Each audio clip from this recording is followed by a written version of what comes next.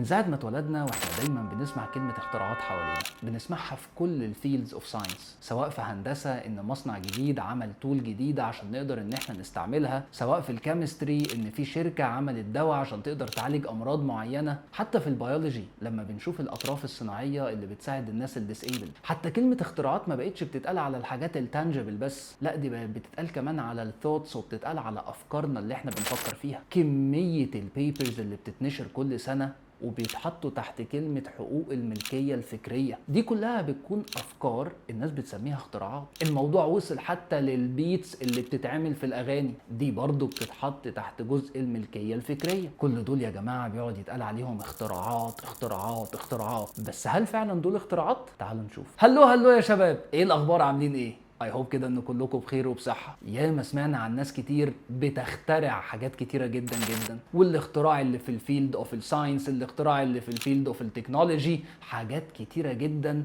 دايما بنسمع فيها كلمه اختراع. بس صراحه انا اختلف مع الموضوع ده شويه. انا شايف يا جماعه ان احنا كبشر ما اخترعناش حاجه جديده، امال احنا عملنا ايه؟ احنا وي ديسكفرد، احنا اكتشفنا افكار جديده. قصدك ايه يعني يا مستر؟ قصدي ان احنا ربنا خلقنا في الدنيا وربنا اخترع كل حاجة تخطر على البال وما تخطرش حتى، وكل اللي احنا عملناه هو ان احنا اكتشفنا الاختراعات دي واستفدنا بيها في حياتنا. تعال اديكوا اكزامبل. مثلا عمرك شفت حد بيقول نيوتن اخترع الجرافيتي؟ اكيد لا. اكيد مثلا نيوتن مش قبل ما يلاقي الجرافيتي لو واحد كان نط كان هيروح للسماء، كنا خلاص هنودعه نقول له شيفت تايمز 10 شيفت تايمز 10. لا مفيش الكلام ده. هي الجرافيتي كانت اوريدي موجوده، ربنا عملها واحنا اكتشفناها. بيتقال نيوتن اكتشف الجرافيتي، اينشتاين اكتشف السبيس تايم فابريك، وهكذا. الموضوع ده يا جماعه بيتقال على كل البرودكتس وكل التولز وكل حاجه حوالينا. حاجه زي العربيه، احنا اكتشفنا فكرة العربية. ومش عايز حد يقول لي يا مستر انت بتقول ايه؟ يعني احنا شفنا في الحقيقة كده حاجة معمولة ب4 عجلات بتتحرك؟ لا طبعا، بس ربنا اخترع الحصان، واحنا لقينا ان الحصان ده فيه هورس باور وبيمشي بطريقة معينة وداينامكس معينة، وربنا ألهمنا الفكرة دي عشان نقدر ان احنا نعمل العربية اللي باي ذا واي بتمشي على 4 عجلات، بتتقاس القوة بتاعتها بالهورس باور. صح ولا لا؟ فده كده يا جماعه يعتبر اكتشاف. حاجات كتيره جدا جدا. السبايدر ويب يا جماعه اللي بتبقى خفيفه دي، اللي هي ممكن الهواء اصلا يشيلها، تخيل ان هم اكتشفوا ان هي عندها سترينث رهيبه جدا لدرجه ان هم بداوا يعملوا منها التكستايل بتاع الهدوم، الماتيريال بتاعت الهدوم. من كتر ما احنا عايزين نعمل ماتيريال ديورابل وتستحمل، لقينا ان السبايدر ويب من احسن الماتيريالز اللي احنا نستعملها، واوريدي الناس بدات ان هي تعمل حاجه زي كده. هل ده يسمى اختراع ولا يسمى اكتشاف؟ يسمى الهام لفكره احنا شفناها بتحصل. اكزامبلز كتيره جدا جدا في حياتنا نقدر ان احنا نعرفها بالستايل ده، وكلها تقع تحت كلمه اكتشاف مش اختراع. بس تعال اقول لك ايه هو هدف الفيديو ده. قبل بس يا جماعه ما اقول المين ايديا من الفيديو ده، انا مش عايزك تفهم كلامي خالص ان انا بقلل من المجهود وبقلل من كميه الديديكيشن اللي اتحط في اي حد اكتشف الاكتشافات اللي احنا اتكلمنا فيها قبل كده. لا طبعا، دي ناس سهرت كتير جدا جدا، ذاكرت علم كتير جدا جدا وموتوا نفسهم عشان يوصلوا لده، ودي حاجه طبعا احنا نفتخر بيها وحاجه احنا نقدرهم عليها جدا جدا. ففكره ان الحاجه دي اكتشاف ده ما يمنعش خالص ان هي حاجة عظيمة ان هي اتعملت. فبالنسبة لاول بوينت، ان هل احنا كده بنقلل من قيمة الحاجات اللي احنا بنعملها؟ خالص، احنا عملنا حاجات عظيمة. بس نيجي بقى البوينت تاني، واحد يجي يقول لي سيف هو احنا مش كده ممكن نديسكفر كل حاجة؟ اقول لك يا راجل احنا بعاد قوي. اول حاجه لازم تبقى عارفها ان انا بدات الفيديو بقول لك ربنا اخترع كل حاجه احنا نعلم عنها وما نعلمش لسه عنها. احنا اكيد هنفضل لسه نكتشف. وربنا قال ايه؟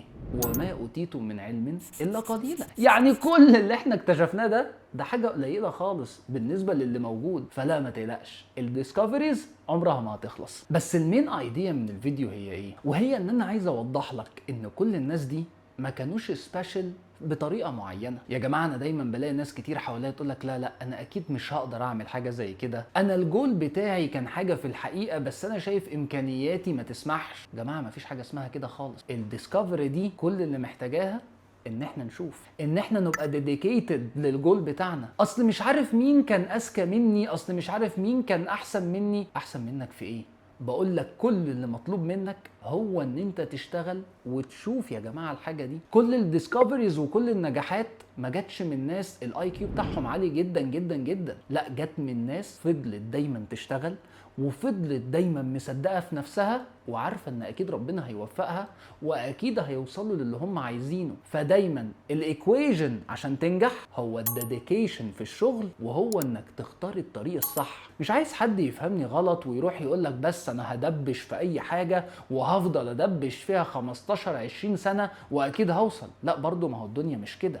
هو الذكاء في انك تختار التراك الصح اللي تحط فيه الافورت والمجهود وتكون ديديكيتد عشان تقدر ان انت توصل. فالجزء الثاني من الايكويجن ان success is equal to dedication plus choosing the right track. لازم تختار التراك الصح اللي عارف ان انت تقدر تحط فيه مجهود وما تزهقش، وتبقى عارف ان انت ماشي بالستبس الصح اللي 100% هتوصلك للهدف اللي انت عايزه. لو مش بعد سنة ممكن بعد سنتين، بس كده كده هتوصل لها. وكده كده لازم تبقى مصدق في نفسك. تعالوا اعرفكم كده عن شوية اكتشافات وازاي بتحصل في النيتشر، وكمان ازاي احنا قدرنا ان احنا نعملها. يلا بينا يلا بينا. تعالوا بقى نتكلم عن تعالوا نتكلم عن الديسكفريز اللي الناس اكتشفوها وازاي بتشتغل. اول حاجه مثلا يا جماعه هكلمكم عن شركه بوستون داينامكس، اللي هي اكتر شركه سابقه في موضوع الروبوتس. بتحاول تعمل هيومن لايك روبوتس عشان نقدر ان هم يساعدونا في الحاجات اللي ما بنقدرش نعملها. عايزك تبص كده وتشوفهم ازاي شغالين. هتلاقي ان هو بيحاول as much as he can ان هو يشيله زي شنطه كده ورا ظهره فيها كميه كود وكميه وايرز متوصله، بس عشان يقدر يعمل سيمبل اكشنز زي ان هو يعمل باك فليب. اكيد معظمنا ما يعرفش يعمل باك فليب، بس قصدي يعني ان الموضوع بسيط بالنسبه للبني ادمين. يقدر ان هو يشيل حاجه ويتحرك بيها. عشان ابسط لك الدنيا اهو، واحد يقول لي انت ما بتعرفش تعمل باك فليب وانت مالك. نخش على البوينت اللي بعدها. عندنا مثلا يا جماعه اللوتس فلاور، دي هي اللي جابت لنا فكره الهيدروفوبيك ماتيريالز. تعالوا اكلمكم شويه كيمستري كده. فكره الهيدروفوبيك ماتيريال دي يا شباب، دلوقتي احنا عندنا الووتر موليكيولز. الووتر موليكيولز دي اسمها بولر موليكيولز. يعني ايه بولر؟ يعني عليها تشارج. الاكسجين اتومز فيها نيجاتيف تشارج والهيدروجين اتوم فيها بوزيتيف تشارج، فبيأتراكتوا مع بعض فبيعملوا الهيدروجين بوند، وهي دي اللي بيكون اسمها البولر موليكيول. قدامها بقى الهيدروفوبيك ماتيريال هي ايه؟ حرفيا العكس بتاعها اللي احنا لقيناها في اللوتس فلاور، ان احنا بنعمل نون بولر موليكيول. ازاي بقى؟